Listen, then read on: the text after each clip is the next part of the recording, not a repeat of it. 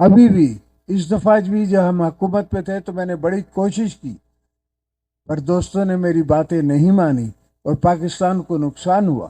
سوال یہ ہے کہ ہم نے عمران خان کو اس لیے نہیں ہٹایا، ہم نے پرانی حکومت کے خلاف اس لیے نہیں کاؤنٹر موومنٹ چلائی کہ ہمیں صرف پاور کی ضرورت تھی۔ جو مخالف الیکشن میں آ رہے ہیں، ہمارے خلاف کھڑے ہوں گے، ان کو بسم اللہ، آئیں آپ کھڑے ہوں، آپ کو ہم ویلکم کرتے ہیں۔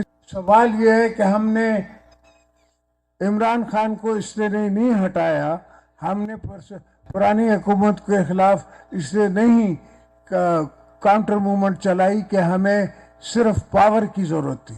سوال یہ ہے کہ ہمیں عوام کے حقوق کی ضرورت ہے اور ہمیں ملک کی ترقی کی ضرورت ہے۔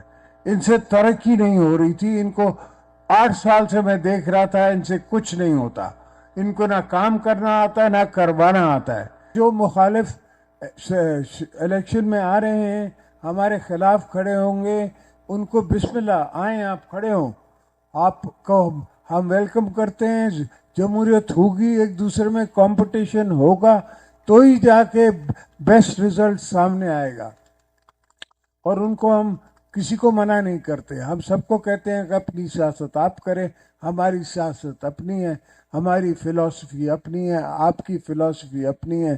میں اپنے ورکروں کے ہاتھے مجبور ہوں کہ میں باہر نہیں جا سکتا۔ ابھی بھی اس دفعہ بھی جب ہم حکومت پہ تھے تو میں نے بڑی کوشش کی، پر دوستوں نے میری باتیں نہیں مانی اور پاکستان کو نقصان ہوا۔ 5-10 بلین ڈالر کا نقصان ہوا جو ہم افورڈ نہیں کر سکتے۔ پاکستان اس وقت اکنامکلی کمزور ہو رہا ہے، ہم افورڈ نہیں کر سکتے، مگر چونکہ بات مجھ سے آتی ہے، چونکہ بات ہمارے طرف سے آتی ہے، تو ان کے دل میں یہ سوچ ہوتی ہے کہ شاید ان کا کوئی اس میں فائدہ ہے۔ ہمارا کوئی فائدہ نہیں ہے۔